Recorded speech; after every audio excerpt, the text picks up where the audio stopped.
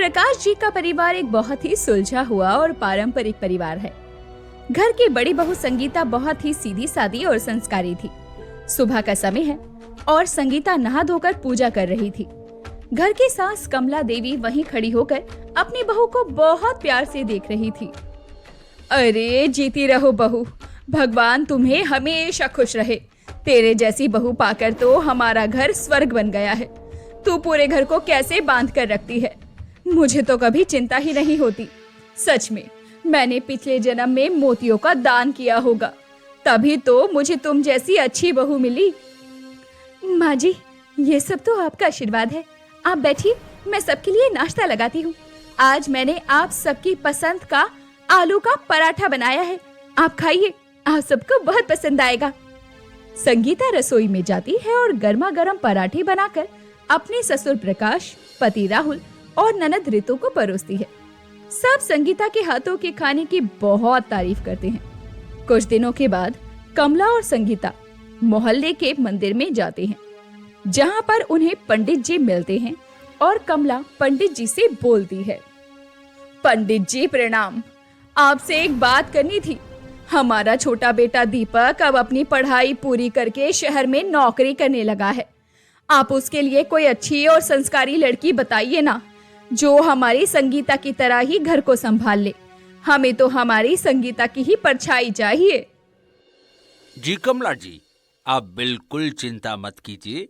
दीपक बेटे के लिए मैं कोई बहुत ही गुणी कन्या देखूंगा। मैं 2-4 दिन में पता करके आपको बताता। हाँ, जरूर पंडित जी। आप तो जानते हैं कि मेरी बहू बहुत अच्छी है, पूरे घर को बांध कर रखा है उसने। अगर उसी की जैसी कोई गुणी लड़की घर में आ जाएगी तो मेरे लिए तो इससे खुशी की बात कोई हो ही नहीं सकती। पंडित जी रिश्ते की तलाश में मिश्रा परिवार के घर जाते हैं। मिश्रा जी की एक ही बेटी थी, अदिति।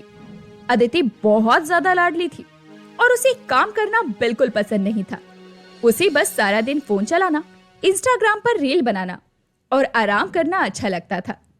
जब पंडित जी घर पहुंचे तो अदिति सोफे पर लेटकर रील बना रही होती है। आइए पंडित जी, आइए।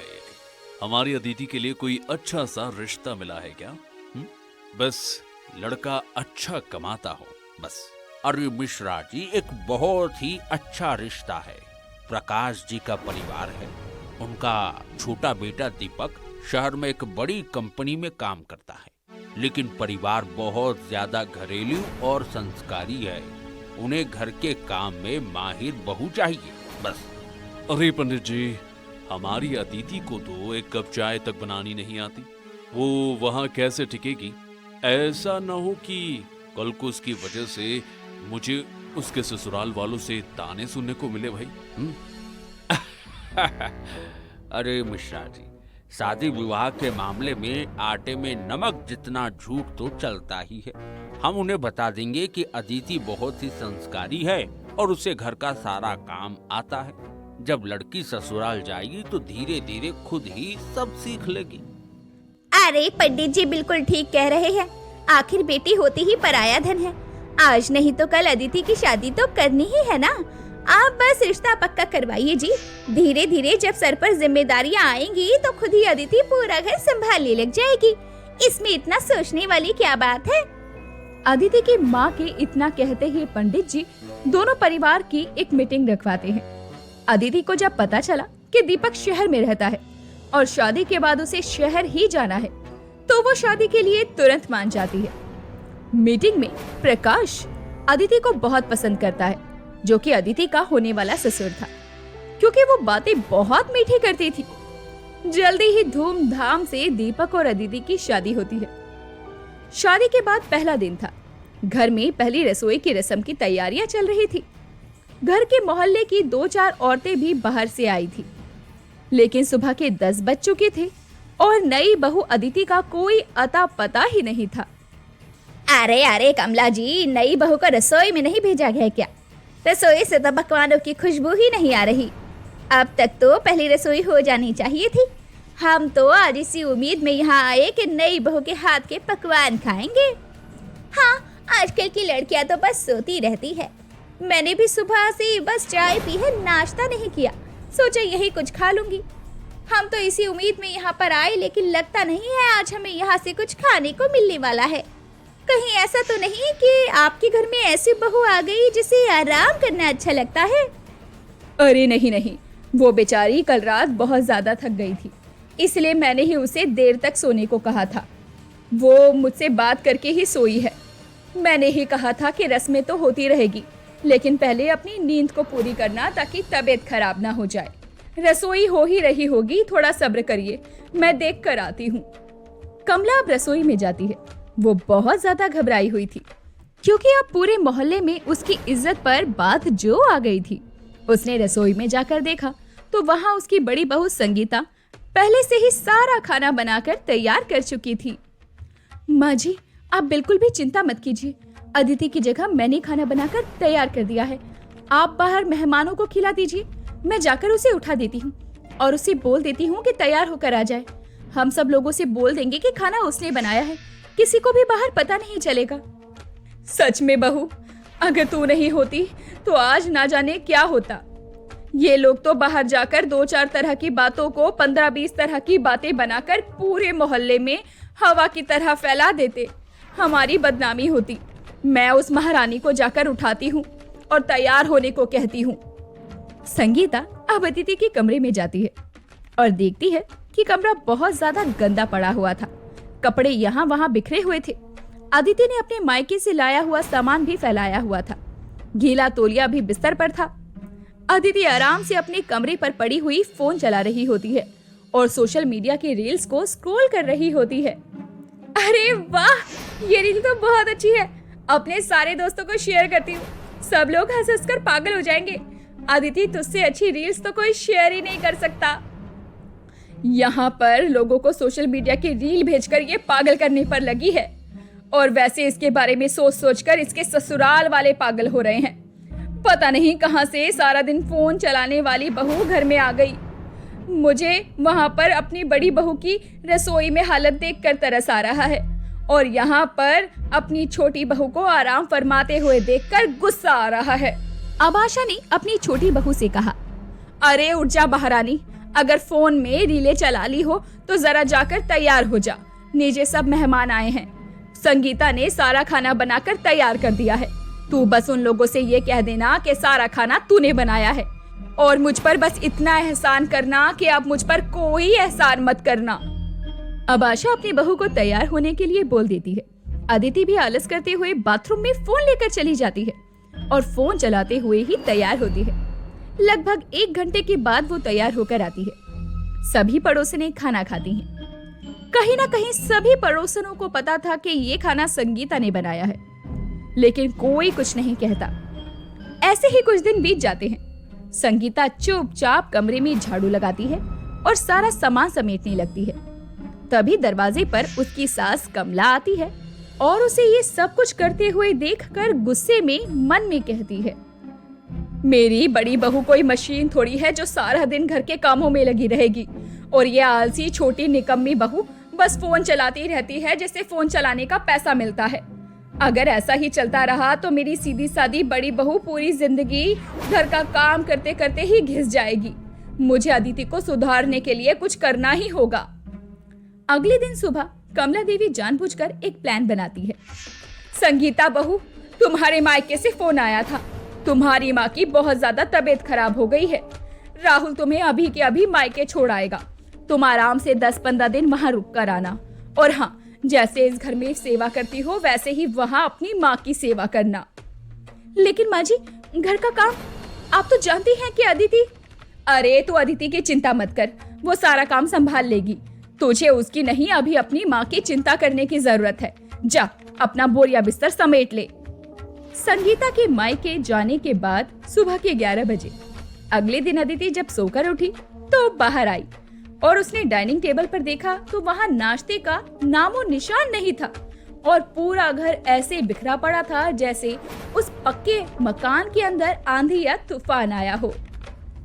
माँ जी, नाश्ता कहाँ है और दीदी कहाँ है? कहीं नजर नहीं आ रही। दीदी अपने मायके गई है और नाश्ता रसोई में रखा है, लेकिन बिना बना हुआ, कच्चा। जाकर उसे पका कर ला और मेरे लिए भी लेकर आना। आज से जब तक संगीता वापस नहीं आती, घर का काम, झाड़ू पोछा, कपड़े, तीनों टाइम का सारा काम तू ही करेगी। अदिति का मुंह जैसे खुला का खुला रह गया। अब वो बड़बड़ाते हुए रसोई में जाती है। उसे कुछ भी समझ में नहीं आ रहा था कि गैस कैसे जलाए और आटा कैसे तैयार करे। यार, मैंने तो सोचा था कि बस कुछ दिनों की बात है, दीपक के साथ शहर चली जाऊंगी और वहाँ दीपक को बोलकर घर में एक फुल टाइम नौकरानी रखवा लूंगी। मुझे क्या पता था कि यहाँ मुझे नौकरानी की तरह काम करना पड़ेगा। अब तो मेरी ये नेल एक्सटेंशन वाले नाखून भी टूट जाएंगे। मुझे लगा था शादी का मतलब है इस घर से उस घर में रहने लगना, लेकिन ये सब करने की एग्रीमेंट थोड़ी हुई थी। अदिति बहुत ज्यादा परेशान हो जाती है। उधर कमला अपने बेटे दीपक को कमरे में बुलाती है और उसे अपने अगले प्लान का हिस्सा बना लेती है। दीपक, आज जब तू शाम को अदिति से ऑफिस आते हुए झूठ बोलेगा कि तेरा शहर वाला ट्रांसफर कैंसिल हो गया है और अब तुझे हमेशा के लिए गांव वाले ऑफिस में ही काम करना पड़ेगा, वो भी वर्क फ्रॉम होम। लेकिन माँ, हम तो अगले हफ्ते जाने वाले थे ना। तू बस वैसा कर जैसा मैं कह रही हूँ। तू मेरी माँ नहीं है, मैं तेरी माँ हूँ। मुझे इस घर की बहू को सुधारना है ताकि मेरी एक बहू बार बार पिसती ना रहे। अब क्या था, दीपक अपनी माँ की सारी बातें माना करता था। शाम को जब दीपक कमरे में गया तो अदिति कमर दर्द का बहाना करके लेटी हुई थी। अदिति, एक बुरी खबर है। मेरा शहर का ट्रांसफर कैंसिल हो गया है। अब हमें हमेशा के लिए यहीं घर पर सबके साथ रहना होगा। क्या? हमेशा के लिए? यहाँ इस जेल में? ये नहीं हो सकता। मैं इस घर में जिंदगी भर काम नहीं कर सकती। शादी की बात हुई थी, काम करने की थोड़ी हुई थी। मुझसे और काम नहीं होगा। लेकिन अदिति के कुछ भी कहने का कोई फायदा नहीं था। दीपक ये बोलकर वहाँ से चला जाता है। अगले दिन अदिति बिना किसी को बताए अपना बैग गुस्से में पैक करती है और अपने मायके यानी के अपने पापा मिश्रा के पहुँच जाती है। अरे अदिति, तू अचानक कैसे आ गई बेटा? दामाद जी कहाँ हैं? पापा, मुझे वहाँ नहीं रहना। मुझे तो धोखा दिया गया है। दीपक का कोई ट्रांसफर नहीं हो रहा। वहाँ मेरी जेठानी भी 10-15 दिन के लिए मायके जाकर बैठ गई है। मुझे सुबह से शाम तक गधों की तरह, मतलब गधी की तरह काम करना पड़ता है। मैं वापस उस ससुराल में नहीं जाऊंगी। चुप कर। तू क्या समझती है? शादी कोई गुड्डे गुडियों का खेल है? वो अब तेरा घर है। जैसे रहना है वैसे रह। मैंने तेरा कन्यादान कर दिया है। मैं तुझे पराया कर चुका हूँ। अब मैं तेरी कोई मदद नहीं कर सकता। तू अभी इसी वक्त अपने ससुराल वापस जा, ठीक है? पिता के डांट को सुनकर अदिति को बहुत बड़ा और बुरा झटका लगता है। वो रोते हुए वापस अपनी ससुराल आ जाती है। उसे समझ में आ जाता है कि अब उसे कोई नहीं बचा सकता। धीरे धीरे वो रसोई में काम करने की कोशिश करती है। शुरू शुरू में सब्जियां जला देती, रोटियों का नक्शा बिगाड़ देती, लेकिन कमला उसे कोई छूट नहीं देती। हाँ, कभी कभी रसोई में आकर उसे कोई काम सिखा जरूर देती। ऐसे ही 15 दिन बीत जाते हैं। अदिति धीरे धीरे घर के सारे काम करना सीख लेती है। अब वो सुबह जल्दी भी उठने लगी थी। एक सुबह 6 बजे उसका अलार्म बजा और वो उठी। अरे बाप रे, 6 बज गए। आज तो दीपक को भी जल्दी जाना है किसी काम से और माँ जी को भी तो नाश्ता चाहिए। जल्दी से जाकर सब लोगों के लिए नाश्ता बना देती हूँ। ऐसे ही अदिति सारे काम समय से करती। 15 दिन बाद जब संगीता वापस अपनी ससुराल आई तो उसने देखा कि पूरा घर साफ है। अदिति रसोई में खाना बना रही है। संगीता ये सब देखकर बहुत हैरान हो गई कि उसकी सास ने ऐसी कौन सी जादू की छड़ी घुमाई कि अदिति सुधर गई। तभी रसोई में अदिति के हाथ से दूध का बर्तन गिर गया। सारा दूध फर्श पर फैल गया। हे भगवान, अब माँ जी मुझे फिर से बहुत ज्यादा डांटेगी कि मैं कोई भी काम ठीक से नहीं करती हूँ। अब तो सारा काम कर रही हूँ लेकिन फिर भी ये दूध फैल गया। और उसके बाद में संगीता रसोई में दौड़ कर आती है। वो अदिति को रोते और फर्श पर फैले दूध को देखकर बोलती है, अरे पागल हो गई है क्या? दूध ही तो गिरा है, मैं अभी साफ कर देती हूँ। तो रो मत। इतने दिन से अकेले तूने घर संभाला है, ये कम है क्या? बस फिर क्या था, अदिति अपनी जेठानी को घर में देखकर किसी नन्हे बच्चे की तरह उसके गले लगकर रोने लगती है। दीदी आप आ गई, मुझे आपकी बहुत याद आई। इतना तो मैंने अपनी मम्मी को भी याद नहीं किया। मुझे माफ कर दीजिए, मैं बहुत कामचोर थी ना, इसलिए ये सब हुआ मेरे साथ। संगीता अदिति के आंसू पोंछती है। दोनों मिलकर रसोई साफ करती हैं। संगीता अदिति को प्यार से खाना बनाना और घर के बाकी काम सिखाती है।